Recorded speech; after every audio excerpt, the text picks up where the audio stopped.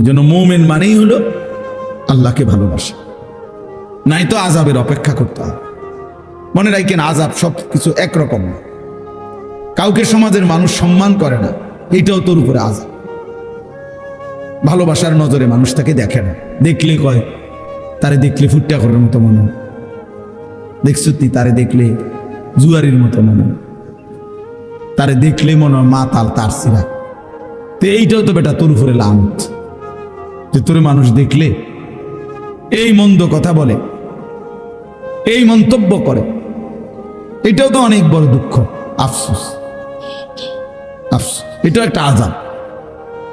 এরপরে মানসিকভাবে পৃথিবীর হাজারো নারী নিয়া ভাবে যে তার মানে তার নির্দিষ্ট কোনো স্বস্তি নাই, তার নির্দিষ্ট কোনো তৃপ্তি নাই। তো এইটাও তো তার উপরে অনেক বড় লানত, অনেক বড় অভিশাপ, যে তার হৃদয়ের প্রশান্তি যেটা সুকুন, এটা নাই। সুকুন যদি থাকতো, হৃদয়ের প্রশান্তি, সে এত মহিলা দেখতো না। কোরআনুল কারীমের মধ্যে আছে, আল্লাহ তাআলা বলেন, আমি প্রত্যেক পুরুষের জন্য তার স্ত্রীকে বানিয়েছি। এবং কেন বানিয়েছি? লিতাসকুনু ইলাইহা। কোরআনের স্পষ্ট আয়াত, আমি আল্লাহ তাআলা স্বামীর জন্য, পুরুষের জন্য স্ত্রীকে বানিয়েছি যেন স্ত্রীর মাধ্যমে সে সুকুন, এই প্রশান্তি লাভ করে। লিতাসকুনু ইলাইহা। আমার একজন স্ত্রী আছে, আলহামদুলিল্লাহ। আমি কেন ফতে গাড়ে মানুষের বেড়ি সামনে করতাম? আমার দরকার কি? আমি এত বেড়ি দিয়া করবো কি? আমাকে আর কাম নাই, আমি কি শুধু বেড়ির লেগে নিয়ে আছি? তুমি পাগল। অনেক ছেলে পেলের দেখলে আমার আফসোস লাগে, যে মাতাল, তুই এটা বুঝদি না যে তুই দুনিয়াতে আসছো শুধু বেড়ি চাইতা। এক নারী, এইটাই তোমার জীবনে, আর কোনো কাম নাই, আর কোনো উদ্দেশ্য নাই জীবনে। আফসোস। তো এই জন্য বললাম, আযাব বিভিন্ন ধরনের হয়। মানসিক প্রশান্তি চলে যাওয়া, হৃদয় অশান্ত হওয়া, এটা অনেক বড় আযাব। স্বস্তি নাই, তৃপ্তি নাই। এই হারামখোর যেগুলো দেখবেন, একটারও কোনো তৃপ্তি নেই। 100 কোটি টাকার মালিক, এই হারামখোরকে জিজ্ঞাসা করলে, না হুজুর খুব ঝামেলা আছে, দোয়া করো, খুব ঝামেলা আছে, ফ্যাক্টরিটা নিয়ে একটা ঝামেলা আছে, মেলটা নিয়ে একটা ঝামেলা আছে, তারপরে আরো 3টা কাজ চলতেছে সাইডে, এগুলা নিয়ে একটু ঝামেলা আছে। হেতের ঝামেলা আর শেষ হয়, ঝামেলা আর শেষ হয়। লোনও শেষ হয় না, কিস্তিও শেষ হয় না, সুদও শেষ হয় না, নাফরমান। আর তো থামবা কোন দিন? বুঝাইয়া গেছো বেটা, 50 বছর 60 বছর অহনো দুনিয়ায় গুছাইতে পারলা না, তো আখেরাত তো নাই, তো দুনিয়াও তো গুছাইতে পারলা না। খাইবা কোন দিন? খাইবা কোন দিন? এক শয়তানে প্রলোভন দিছে যে এখন উপার্জন করো, পরে আরাম করবা। পরেটা কোন সময়? কত বছর পরে? 200 বছর পরে। তিনি 200 বছর পরে নিয়ে আরাম করবে। এই হলো হারাম। মনে করছে পরে আরাম করবে, এখন আগে পয়সা, ডানে বামে হালাল হারাম, জায়েজ না জায়েজ সব কামাই করবে, পরে আরাম করবে। পরে আরাম মানে, কালকে দেখছি পত্রিকার একটা সুন্দর একজন ব্যক্তি, বাংলাদেশের বর্তমান সরকারি একজন পদস্থ ব্যক্তি, বলছে কর্মজীবন এমনভাবে শেষ করবেন যেন কর্মজীবনের শেষে হাতকড়া পড়তে না হয়। আফসোস, আফসোস। এটা যে কেমন জিন্দিগি, যে জিন্দিগি হাতের আঙ্গুলের ইশারায়, দাপটে পুরা আদালত প্রাঙ্গণ থরথর করে কাঁপত। আজকে সেই মানুষ যখন আদালতে যায়, তো সাধারণ মানুষ পিছন দিয়ে থাবড়া। হায় অহংকারী, অহংকার করে, হায় ক্ষমতা, হায় ক্ষমতা। কি নিদারুণ অপমান! নির্বাক তাকায় রয়েছে, একটা শব্দ উত্তর দেয় না। কি বলবে এরপরে? আর কি বলবে এরপরে? আর কি বেইজ্জতি হইতে পারে? যে পথচারী ঘাড় ছাইয়া থাপড়াইতেছে পুলিশের ব্যারিকেডের ভিতরে। এই সেই আদালত যে আদালতে আঙ্গুলের ইশারায় উঠতে বসত, তাহলে অহংকারের দুনিয়া যদি এতটা অপমানজনক হয়, তার আখিরাত কি হবে? তাই আমাদের জন্যই ভাবি। রাজনীতির হিসাব মিলাইলে হতো না। আমি কোনো রাজনীতির মানুষ, কিন্তু বাস্তবতা হলে আমার কাছে খুব আশ্চর্য লাগছে যে হায় কি স্বার্থপর এই দুনিয়া, কি ভীষণ স্বার্থপর, কি আশ্চর্য। এই জন্য ছেলেরা তোমরাও মনে রাখো, একদিন এই নাফরমানির এই জিন্দিগি নিয়ে, নামাজ নাই, সেজদা নাই, আল্লাহ নাই, নারী, ছবি, মোবাইল, অস্থির দৃশ্য নিয়ে যদি একদিন জীবন শেষ হয়, কুত্তাও নাম নিত না।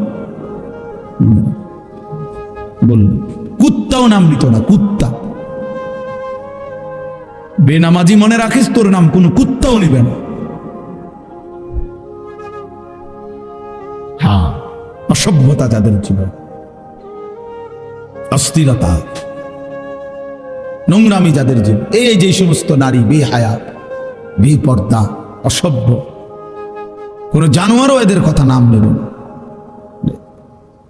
আজকে সারা বাংলাদেশ আমরা সোহরাওয়ার্দী উদ্যানে হেফাজতে ইসলামের উদ্যোগে মহাসমাবেশ, ওই নারীদেরকে থুতু মারছে, যে নারীরা নারীর অধিকারের নামে মানবতার চূড়ান্ত, নারীদের চূড়ান্ত বেইজ্জতি করছে। এই জন্য ভাই, কোন পাপী পৃথিবীতে দামি হয় না। আমিও না, আপনিও না, আমিও না, আপনিও না, জওয়ানও না, বুড়াও না। কেউ হয়তো নগদ বেইজ্জতি হয়, কেউ হয়তো বংশ পরম্পরায় বেইজ্জতি হয়। আমাদের এই কুমিল্লা এক জেলায়, উপজেলায় একটা বিশাল বাড়ি দেখাইছে একবার। এই বাড়ি অনেক বড়, এখন গাছরা আছে, খালি পড়ে আছে। তো লোকেরা আমার দেখাইছে, বললো যে হুজুর, এটা এই বাড়ির এমন কিছু মানুষের বাড়ি ছিল, এত সম্পদশালী, কিন্তু প্রতিনিয়ত তারা ছোট বড় সবাই মানুষের উপরে জোর জুলুম করত। কত মানুষের উপরে যে জুলুম করছে, কত মানুষের অন্যায় করছে, কত নারীর সর্বনাশ করছে, কত পুরুষের সর্বনাশ করছে, কত মানুষের সম্পদ লুণ্ঠন করছে, এই জোর জুলুম করত। আজকে তাদের এই পুরা বাড়ি বিরান পড়ে আছে, একটা মানুষ, বংশের একজন লোকও নাই, একটা বাচ্চাও নাই মানুষ। আমি নিজ চোখে দেখছি কতগুলো কুত্তা ঘুমাইতে আছে, বৈশাখ রেসিটার ভিতরে। অহংকারীর, নাফরমানের পরিণতি। এই জন্য প্রিয় ভাই, এই আমরা কয়জন, যে কয়জনে আসছি, শুনলাম, বুঝতে শিখি, বুঝতে শেখা দরকার। ইব্রাহিম আলাইহিস সালাম আল্লাহ তাআলার একজন জলিলুল কদর নবী, আমরা সবাই নাম জানি। আল্লাহ তাআলার বন্ধু, ওয়াত্তাখাযাল্লাহু ইব্রাহিমা খলিলা। আল্লাহ তাআলা বলছেন যে আল্লাহ ইব্রাহিমকে বন্ধু বানিয়েছেন। কোরআনুল কারীমে আছে, আল্লাহ তাআলা ইব্রাহিম আলাইহিস সালামকে বলছেন, ইন্নী জাইলুকা লিন-নাসি ইমামা, আমি তোমাকে গোটা বিশ্ব মানবতার জন্য, সমস্ত মানুষের জন্য ইমাম বানানো। কোরআনুল কারীমের মধ্যে আছে, আল্লাহ তাআলা ইব্রাহিম আলাইহিস সালামকে অনেকগুলো পরীক্ষা করছেন, সবগুলো পরীক্ষায় তিনি শতভাগ উত্তীর্ণ হয়েছে। ওয়াইদ ইবতালা ইব্রাহিমা রব্বুহু বিকালিমাতিন ফাআতাম্মাহুন্না। আল্লাহ তাআলা বলেন, আল্লাহ তাআলা তার ইব্রাহিমের অনেকবার, অনেক কথা বলেই, অনেকভাবেই পরীক্ষা করেছেন, তিনি সব পরীক্ষায় পূর্ণাঙ্গভাবে আদায় করেছেন। ইব্রাহিম আলাইহিস সালাম অনেক দিক থেকে ওনার অনেক বৈশিষ্ট্য। কোরআন কারীমের মধ্যে আল্লাহ তাআলা ইব্রাহিম আলাইহিস সালামের ব্যাপারেই বলছেন, হুয়া সাম্মাকুমুল মুসলিমিন, তিনি তোমাদেরকে মুসলিম নামে নামকরণ করেছেন। আমাদেরকে মুসলিম নামে তিনি নাম রেখেছেন। কোরআনুল কারীমের মধ্যে আছে, আল্লাহ তাআলা বলছে, ইব্রাহিম আলাইহিস সালাম কানা উম্মাতান, ইব্রাহিম আলাইহিস সালাম একজন ব্যক্তি, একটা জাতি। মানে একজন ব্যক্তি একটা জাতি, অর্থাৎ এত বেশি ব্যক্তিত্ব প্রভাব, এত বেশি ওনার সম্মান মর্যাদা খেদমত, যে আল্লাহ তাআলা বলছে সে একাই যেন একটা জাতি। এরকম অনেকগুলো মর্যাদা, সমস্ত মর্যাদার পিছনে একটা বড় কারণ হলো আল্লাহ তাআলা যতবারই পরীক্ষা নিয়েছেন, কঠিন থেকে কঠিন, প্রত্যেকটি পরীক্ষায় তিনি উত্তীর্ণ হয়েছেন। সবগুলো পরীক্ষা তাফসীরের মধ্যে আছে। হযরত আব্দুল্লাহ ইবনে আব্বাস রাদিয়াল্লাহু তাআলা আনহুমা বলছেন, আল্লাহ তাআলা 30টি পরীক্ষা করছেন ইব্রাহিম আলাইহিস সালামকে। কোন কোন বর্ণনায় 70টার কথা আছে। তো এই 30টা পরীক্ষা হোক আর 70টা পরীক্ষা হোক, সবগুলো পরীক্ষার মধ্যে মূল বক্তব্য ছিল একটা জিনিস, সেটা হলো আল্লাহ তাআলা বারবার দেখতে চেয়েছেন যে ইব্রাহিম সর্বোচ্চ ভালোবাসা আল্লাহকেই ভালোবাসে না মাখলুক অন্য কিছুকে। এই মূলত পরীক্ষা সবগুলো। আগুনের কুণ্ডলী বলেন, নমরুদের মুখোমুখি বলেন, আর সন্তানকে জবাই করা বলেন, এবং আরো যা সবগুলো পরীক্ষাতে আল্লাহ তাআলা বারবার চেয়েছেন ইব্রাহিমের কলিজা জুড়ে আল্লাহর ভালোবাসা সর্বোচ্চ কিনা। তাফসীরের মধ্যে আছে সর্বপ্রথম খতনা, আমরা যে পুরুষ খতনা করায়, এটা আল্লাহ তাআলা ইব্রাহিম আলাইহিস সালামকে আদেশ করছে। বয়সকালে ইব্রাহিম আলাইহিস সালাম নিজের খতনা নিজে করাইছে, আল্লাহর হুকুম মেনে নিছে। সর্বপ্রথম চুল দাড়ি সাদা হয়েছে ইব্রাহিম আলাইহিস সালাম, অর্থাৎ এর আগে মানুষের চুল দাড়ি সাদা হতো না, কালোই থাকতো, মৃত্যু বুড়া হইল। এটার জন্য অনেক বিদ্রুপ কওমের সহ্য করতে হয়েছে ওনাকে। সবাই বলছে ধর্মান্তরিত হওয়ার কারণে, বাপদাদার ধর্ম ছেড়ে দেওয়ার কারণে এমন হয়েছে, কিন্তু তিনি আল্লাহ তাআলার ভালোবাসায় সেটা গ্রহণ করে নিয়েছেন। ছোটবেলায় ওনার আব্বা মা মূর্তি পূজা করত। মূর্তি পূজা করতো না শুধু, ওনার আব্বা মূর্তি বিক্রি করত বানাইয়া। তাহলে মূর্তি বিক্রেতার ঘরে জন্ম নিয়েও আপন মা বাবাকে একবারে প্রথম থেকেই তিনি মূর্তির বিরোধিতা করছেন, তাওহীদের দাওয়াত দিয়েছেন। এটা অনেক বড় মহব্বত এবং হিম্মতের ব্যাপার। ইয়া আবাতি লিমা তা'বুদু মা লা ইয়াসমাউ ওয়া লা ইউবসিরু ওয়া লা ইউগনি আনকা শাইআ। কোরআন শরীফে আছে, তিনি তার পিতাকে বললেন, হে বাবা, আপনি কিসের ইবাদত করেন? মা লা ইয়াসমাউ, যে কিছুই শোনে না, ওয়া লা ইউবসিরু, যে কিছু দেখেও না, ওয়া লা ইউগনি আনকা শাইআন, যে কোনো সামান্যতম উপকারও করতে পারে না। এই ফালতু মূর্তির কেন পূজা করে, ইবাদত করে? তার বাড়ি ছোট্টবেলার থেকেই তিনি আল্লাহর ভালোবাসায় বাবা মার কুফরিও 1 সেকেন্ডের জন্য মেনে নেননি, করেন নাই। আগুনের কুণ্ডলিতে নমরুদ যখন ফেলাইছেন, তখন তিনি জিব্রাইলের মতো ফেরেশতা, মিকাইল, ইসরাফিল, আজরাইল, এই 4 জন ফেরেশতাই উনাকে সাহায্য করতে চাইছিল, তাফসীরে আছে। কিন্তু উনি ওদের সাহায্যও প্রত্যাখ্যান করছে, বুঝছে না, তোমরাও লাগবে না, যাও, যার জন্য আমি আগুনে পড়তে যাচ্ছি তিনি আমাকে দেখতেছেন, তিনি আমার জন্য যথেষ্ট। হাসবি আল্লাহ, হাসবি আল্লাহ, ইব্রাহিম আলাইহিস সালামের বাক্য, আমার জন্য আল্লাহই যথেষ্ট। 84 বছর বয়সে অনেক কান্নাকাটির পরে আল্লাহ তাআলা ওনার ছেলে ইসমাঈলকে দিয়েছিলেন, একটা সন্তান দান করছিলেন। তো আল্লাহ তাআলা বলছেন, তুমি সন্তানটাকে আদর করবা না, চুমা দিবা না, কোলে নিবা না। বলছি ঠিক আছে। তো দেন নাই, আদর করেন না, আপনি শুধু তাকাইয়া দেখতেন। আল্লাহর ভালোবাসার পরীক্ষা দিচ্ছে, তাফসীরে আছে। কিছুদিন পরে আল্লাহ তাআলা বলছেন, এতদিন তো দেখতে দিছি শুধু, এবার দেখতেও দেব না। চোখের আড়ালে এই বাচ্চা এবং বাচ্চার মা হাজেরাকে দূরে মরুভূমিতে রেখে আস, ঠিক আছে। তো আল্লাহ তাআলার হুকুমে কাবা ঘরের পাশে, তখন কাবা ঘরের প্রাচীর ছিল না, এই কাবার পাশে মক্কায় মরুভূমিতে গাছপালা, তরুলতা, পানি, মানুষ, জনবসতিহীন, একেবারেই ধুধু মরুভূমিতে একেবারেই একা রেখে আসছে। এরপরে কিছুদিন পরে আল্লাহ তাআলা বলছেন, প্রথম তো দিলাম কিন্তু দেখতে দেই নেই, কোলে নিতে দেই নেই, দেখতে দিছি।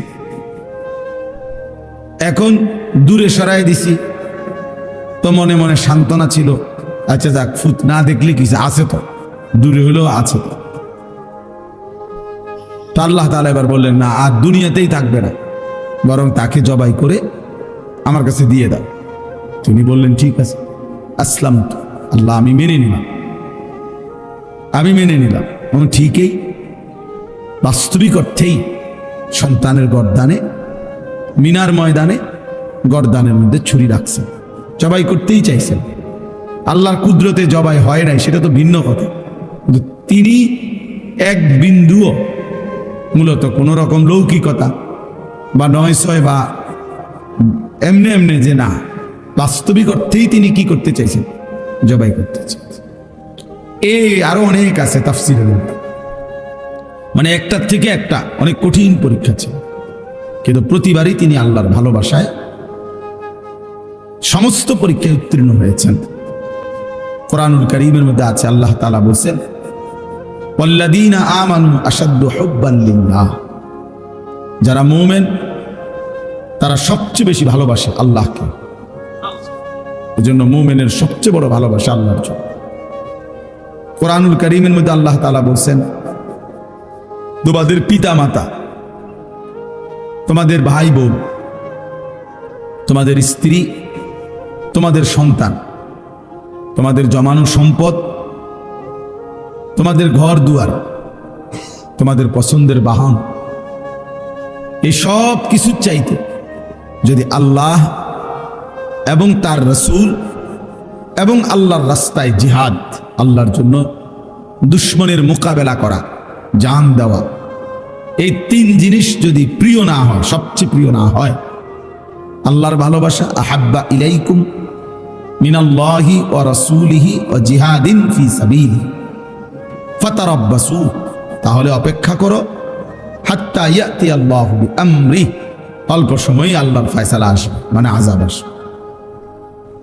যে জাতির মধ্যেই মুসলমান মুমিন পরিচয়দারী, ইমানদারের পরিচয়দারী, আল্লাহর ভালোবাসা কম, রাসূলুল্লাহ সাল্লাল্লাহু আলাইহি ওয়াসাল্লামের ভালোবাসা কম, এবং জিহাদ ফি সাবিলিল্লাহ, আল্লাহর জন্য জীবন দেওয়া, আল্লাহর দ্বীনের জন্য নিজেকে কোরবানি করার জন্য পেশ করা, এই মানসিকতা যার মধ্যেই কম, তা আল্লাহ তাআলা বলছে তারা যেন আযাবের অপেক্ষা করে, আযাব আসে। আজকে সংখ্যাগরিষ্ঠ মুসলমান আমরা, এই তিন জিনিস আমাদের মধ্যে ঘাটতি। আল্লাহর ভালোবাসায় সামান্যতম মুসলমানের পরিচয় ধরে রাখতে আমরা চাই না। কিশোর বলেন, যুবক বলেন, বৃদ্ধ বলেন, যে যেই মিথ্যা অন্যায় অপরাধের সাথে জড়িত, উনি এটা ছাড়বার কোনো মানসিকতাই নেই, প্রস্তুতিই নাই, ইচ্ছাও নেই। মিথ্যা বলে তো বলেই, চুরি করতেছে তো করতেই আছে, ওজনে কম দিতেছে তো প্রতিদিনই একই রকম, সুদ খায় তো 30 বছর ধরে সুদে খায়, বাটপারি করতেছে তো প্রতিদিনই বাটফি, হ্যাঁ, ছেলে পেলে নামাজ পড়ে না তো অসভ্য, কোনোদিনই নামাজ পড়ে না, ফজরের নামাজ পড়ে না তো একদিনও পড়ে না, গালিগালাজ করে তো প্রতিদিনই গালিগালাজ। এই মানে এক ধরনের অপদার্থ জিন্দেগি, অমানুষের জিন্দেগি, জানোয়ারের জিন্দেগি, হাইওয়ানের জীব, পশুর জীবন। যে জীবন ধারাবাহিক গুনাহ করে সেটা কোনো মানুষের জীবন না, মুসলমানের জীবন না। কোনো মুসলমানের জন্য ধারাবাহিক লাগাতার গুনাহ করা অসম্ভব, আর যেই কোনো মুসলমানের জন্য গুনাহ হওয়া সম্ভব। গুনাহ হবেই, অপরাধ হবেই, এটা স্বাভাবিক, কিন্তু অপরাধ লাগাতার করতে থাকা এটা অস্বাভাবিক, এটা স্বাভাবিকতা না। বোঝা গেছে সে তার নিজের পরিচয় কর্তব্য ভুলে গেছে। প্রত্যেক দিন একই রকম পাপ, এটা হতেই পারে না মুসলমানের দ্বারা, মানুষের দ্বারা। হুচট খাইতে পারে কেউ, নিয়ম হইল কেউ চলার পথে জীবনে হুচট খাইতে পারে, পিছলা খাইতে পারে, কখনো সখনো কারো কোনো কাজে ভুল হইতে পারে, ব্যর্থতা হইতে পারে, লস হইতে পারে। কিন্তু যে কোনো দুনিয়ার ব্যবসায়ীও এটা বুঝবে যে কেউ লাগাতার 30 বছর প্রতিদিন লস খায় না। কেউ 30 বছর বাড়ির রাস্তা দিয়া বাজারে যায়, প্রত্যেক দিনে আচার খায়, এমন হয় না। এটা আহাম্মকি কথা, এটা কেউ শুনলে বিশ্বাস করবে না। একদিন পিছলা খাইছে তো 2 দিন 3 দিন সে সতর্ক হয়ে যায়, যেখানে একটু জায়গাটা একটু পিছলা, একটু সতর্ক হয়ে হাঁটতে হবে। তাইলে এটা খুব জরুরি বিষয়। আল্লাহ তাআলার ভালোবাসা, রাসূলুল্লাহ সাল্লাল্লাহু আলাইহি ওয়াসাল্লামের ভালোবাসা, আল্লাহর রাস্তায় জিহাদের প্রতি ভালোবাসা। আমাদের নওজোয়ান ছেলেরা যদি এতটুকু বুঝতো, আল্লাহর জন্য জীবন দেওয়া, আল্লাহর দ্বীনের জন্য সর্বোচ্চ ত্যাগ স্বীকার করা, তাহলে ইসলাম আরো অনেক আগাইত, দুশ্মন আরো বেশি ভয় পাইত। কিন্তু ছেলে পেলেদের চেহারা সুরত দেখলে ইবলিসও হাসে। ছেলে মেয়েদের চলাফেরা দেখলে শয়তানও হাসে। শয়তানও বলবে যে আমিও তো এত শয়তানি জানি না। এত বিচিত্র চুল, এত বিচিত্র শয়তানি, দুষ্টামি, গুনাহ, অশ্লীলতা, অসভ্যতা, আহা আফসোস। মানে ইবলিসও হাসে, শয়তানও হাসে। সম্পূর্ণ এই লাখ লাখ ছেলে মেয়ে শাহওয়াতের গোলাম। মনের একটা অসভ্য চাহিদা আছে, লজ্জাস্থানের একটা চাহিদা আছে, এইটার গোলাম। এর জন্যই নারী দেখে, ছবি দেখে, নাচ দেখে, সারাদিন মোবাইল একটা লইয়া, রোদ গরম শীত বর্ষা আগুন ফানি, হুজুর পাবলিক, বয়স্ক মানুষ, জোয়ান মানুষ, মসজিদ মাদ্রাসা, যেখানে যাইবেন অপদার্থের হাত থেকে এটা ছুটে না। সে এটা নিয়েই আসে, নিজের মতো হাসতেছে, নিজের মতো দেখতেছে, নিজের মতো যেটা ভাল লাগতেছে ছবি উঠাইতেছে, নিজের মতোই চুল রাখ। মানে এই পৃথিবীতে কেউ তাকে ভালো বলে না মন্দ বলে, মানুষ তার দিকে তাকায় না, না তাকায়, কিচ্ছু ভাবে না, কিছুই ভাবে না, নিজের মতো করে হারায় গেছে। কখন যে শয়তানের ফাঁদে পড়ে অন্ধকারের রাস্তায়, অন্ধকারের গলিতে হারায় গেছে, আর বাইর হইতে পারে না। আফসোসের বিষয়।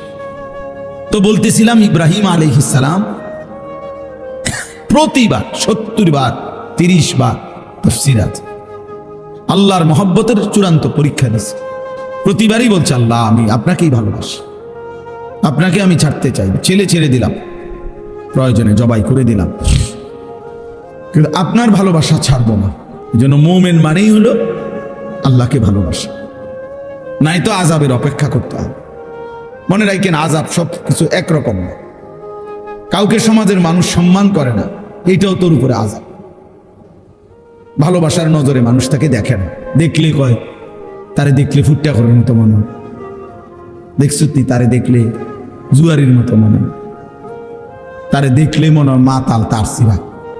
তো এইটাও তো বেটা তোর উপরে লানত, যে তোরে মানুষ দেখলে এই মন্দ কথা বলে, এই মন্তব্য করে, এটাও তো অনেক বড় দুঃখ, আফসোস। এটাও একটা আযাব। এরপরে মানসিকভাবে পৃথিবীর হাজারো নারী নিয়া ভাবে যে তার মানে তার নির্দিষ্ট কোনো স্বস্তি নাই, তার নির্দিষ্ট কোনো তৃপ্তি নাই। তো এইটাও তো তার উপর অনেক বড় লানত, অনেক বড় অভিশাপ, যে তার হৃদয়ের প্রশান্তি যেটা সুকুন, এটা নাই। সুকুন যদি থাকতো, হৃদয়ের প্রশান্তি, সে এত মহিলা দেখতো না। কোরআনুল কারীমের মধ্যে আছে, আল্লাহ তাআলা বলেন, আমি প্রত্যেক পুরুষের জন্য তার স্ত্রীকে বানিয়েছি। এবং কেন বানিয়েছি? লিতাসকুনু ইলাইহা। কোরআনের স্পষ্ট, আমি আল্লাহ তাআলা স্বামীর জন্য, পুরুষের জন্য স্ত্রীকে বানিয়েছি যেন স্ত্রীর মাধ্যমে সে সুকুন, এই প্রশান্তি লাভ করে। লিতাসকুনু ইলাইহা। আমার একজন স্ত্রী আছে, আলহামদুলিল্লাহ। আমি কেন ফতে গাড়ে মানুষের বেড়ি সামনে করতে? আমার দরকার কি? আমি এত বেড়ি দিয়া করবো কি? আমার কি আর কাম নাই?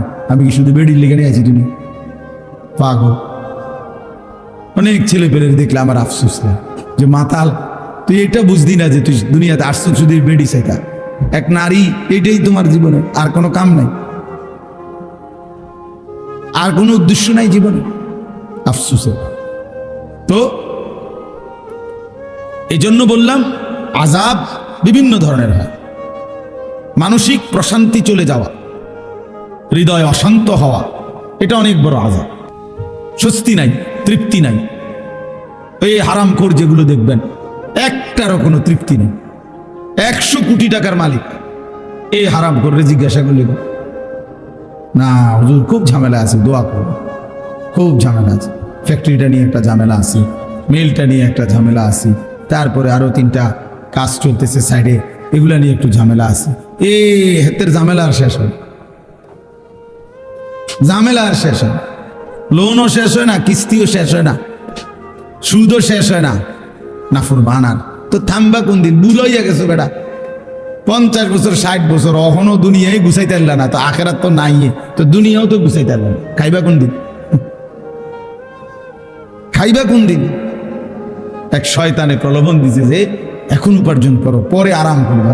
পরেটা কোন সময়? কত বছর পরে? 200 বছর পরে। তিনি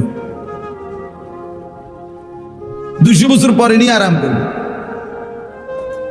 এই হলো হালাল। মনে করছে পরে আরাম করবে, এখন আগে পয়সা, ডানে বামে হালাল হারাম জায়েজ না জায়েজ সব কামাই কর, পরে আরাম করবে। পরে আরাম মানে? কালকে দেখছি পত্রিকার একটা সুন্দর একজন ব্যক্তি, বাংলাদেশের বর্তমান সরকারি একজন পদস্থ ব্যক্তি বলছে কর্মজীবন এমনভাবে শেষ করবেন যেন কর্মজীবনের শেষে হাতকড়া পড়তে না হয়। আফসোস, আফসোস এটা যে কেমন জিন্দিগি, যে জিন্দিগি হাতের আঙ্গুলের ইশারায় দাপটে পুরা আদালত প্রাঙ্গণ থরথর করে কাঁপত। আজকে সেই মানুষ যখন আদালতে যায়, তো সাধারণ মানুষ পিছন দিয়ে থাবড়ায়। হায় অহংকারী, অহংকার করে, হায় ক্ষমতা, হায় ক্ষমতা। কি নিদারুণ অপমান! নির্বাক তাকায় রয়েছে, একটা শব্দ উত্তর দেয় না। কি বলবে এরপরে? আর কি বলবে এরপরে? আর কি বেইজ্জতি হইতে পারে যে পথচারী ঘাড় সাইয়া থাপড়াইতেছে পুলিশের ব্যারিকেডের ভিতরে? এই সেই আদালত যে আদালতে আঙ্গুলের ইশারায় উঠত বসত। তাহলে অহংকারের দুনিয়া যদি এতটা অপমানজনক হয়, তার আখেরাত কি হবে? তার আমাদের জন্যই ভাবি। রাজনীতির হিসাব মিলাইলে হতো না। আমি কোনো রাজনীতির মানুষ, কিন্তু বাস্তবতা হলে আমার কাছে খুব আশ্চর্য লাগছে যে হায় কি স্বার্থপর এই দুনিয়া, কি ভীষণ স্বার্থপর, কি আশ্চর্য। এই জন্য ছেলেরা তোমরাও মনে রাখো, একদিন এই নাফরমানির এই জিন্দিগি নিয়ে, নামাজ নাই, সেজদা নাই, আল্লাহ নাই, নারী, ছবি, মোবাইল, অস্থির দৃশ্য নিয়ে যদি একদিন জীবন শেষ হয়, কুত্তাও নাম নিত না। বলল কুত্তাও নাম নিত না। কুত্তা বেনামাজি মনে রাখিস, তোর নাম কোন কুত্তাও নিবে না। হ্যাঁ, অসভ্যতা যাদের জীবন, অস্থিরতা, নোংরামি যাদের জীবন, এই যে সমস্ত নারী বেহায়া, বেপর্দা, অসভ্য, কোন জানোয়ারও এদের কথা নাম নেবে না। আজকে সারা বাংলাদেশ আমরা সোহরাওয়ার্দী উদ্যানে হেফাজতে ইসলামের উদ্যোগে মহাসমাবেশ, ওই নারীদেরকে থুতু মারছে যে নারীরা নারীর অধিকারের নামে মানবতার চূড়ান্ত, নারীদের চূড়ান্ত বেইজ্জতি করছে। এই জন্য ভাই, কোনো পাপী পৃথিবীতে দামি হয় না। আমিও না, আপনিও না, আমিও না, আপনিও না, জওয়ানও না, বুড়াও না। কেউ হয়তো নগদ বেইজ্জতি হয়, কেউ হয়তো বংশ পরম্পরায় বেইজ্জতি হয়। আমাদের এই কুমিল্লা এক জেলায়, উপজেলায় একটা বিশাল বাড়ি দেখাইছে একবার। এই বাড়ি অনেক বড়, এখন গাছরা আছে, খালি পড়ে আছে। তো লোকেরা আমার দেখাইছে, বললো যে হুজুর, এটা এই বাড়ির এমন কিছু মানুষের বাড়ি ছিল, এত সম্পদশালী, কিন্তু প্রতিনিয়ত তারা ছোট বড় সবাই মানুষের উপরে জোর জুলুম করত। কত মানুষের উপরে যে জুলুম করছে, কত মানুষের অন্যায় করছে, কত নারীর সর্বনাশ করছে, কত পুরুষের সর্বনাশ করছে, কত মানুষের সম্পদ লুণ্ঠন করছে। এই জোর জুলুম করত। আজকে তাদের এই পুরা বাড়ি বিরান পড়ে আছে, একটা মানুষ, বংশের একজন লোকও নাই, একটা বাচ্চাও নাই মানুষ। আমি নিজ চোখে দেখছি কতগুলো কুত্তা ঘুমাইতে আছে বৈশাখী সিটার ভিতরে। অহংকারীর, নাফরমানের পরিণতি। এই জন্য প্রিয় ভাই, আমরা কয়জন, যে কয়জনে আসছি, শুনলাম, বুঝতে শেখা দাও। আল্লাহকে ছেড়ে তো ইজ্জত মেলে না, সম্মান মেলে না। হয় নগদ, নয়তো বংশ পরম্পরায় হলেও একদিন বেইজ্জতি হইতে হয়। আমার কাছে কিতাব আছে, তাফসীর আছে। ইমাম আমাশ রাহমাতুল্লাহ আলাইহি বলেছে, প্রত্যেক সুদখোর পরবর্তী 40 থেকে বছরের ব্যবধানে তার বংশধরকে, পরবর্তী প্রজন্মকে আল্লাহ বেইজ্জতি করবেই করবে এবং নিশ্চিহ্ন করে দিবে।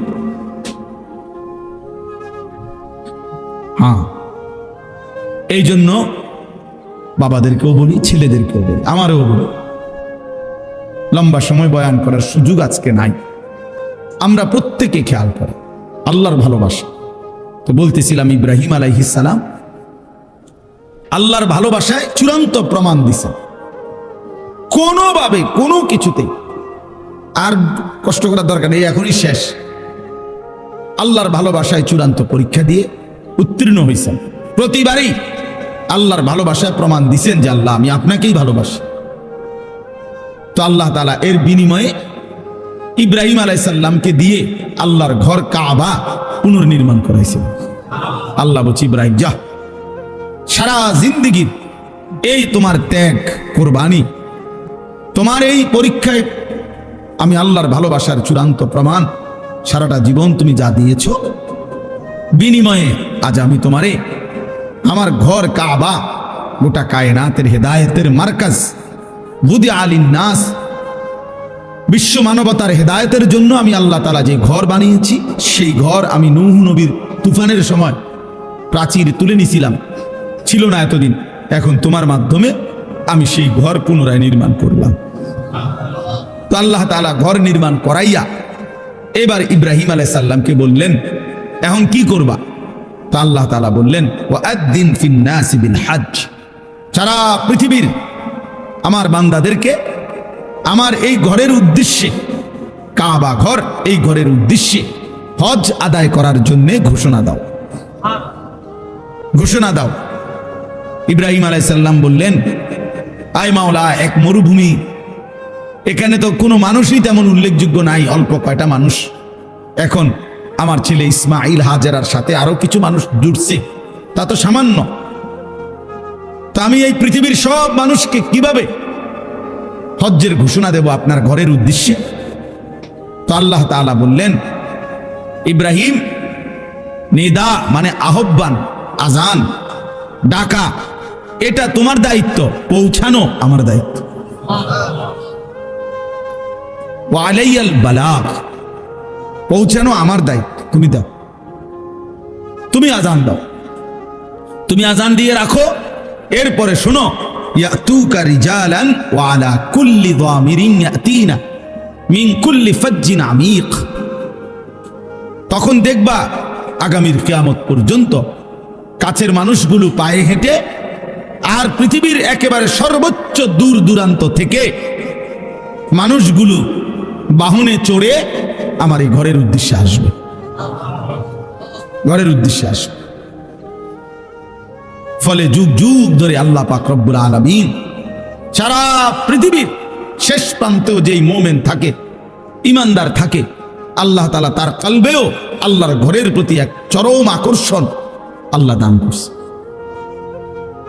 বারবার আল্লাহ তাআলা বলছেন, এটা আমার কুদরতি আকর্ষণ, আমি আমার বান্দার কলবে, মুমিনের দিলে, পৃথিবীর যত দূরেই হোক, আমি আল্লাহ তাআলা এই হজ্জের আগ্রহ, আমার ঘর দেখার আগ্রহ, কাবার আগ্রহ আমি দিয়ে দেব, তুমি শুধু একবার ঘোষণা দিয়ে দাও।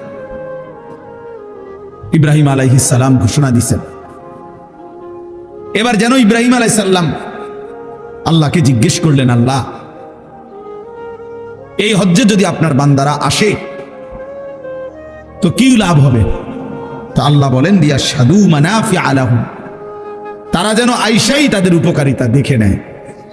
মানে আসলেই বুঝবে রুহের কি খোরাক হইছে, আমলের মধ্যে কি বরকত হইছে, দিলের মধ্যে কি অনুভূতি জাগছে, আখিরাতের প্রেরণা জাগছে, নেক কাজের জজবা তৈরি হইছে, গুনাহ ছেড়ে দেওয়ার মতো হিম্মত তৈরি হইছে, আখিরাত এবং জান্নাতের জন্য নিজেকে প্রস্তুত করার যেই তৌফিক হয়েছে, এর চাইতে বড় উপকার আর কি হইতে পারে?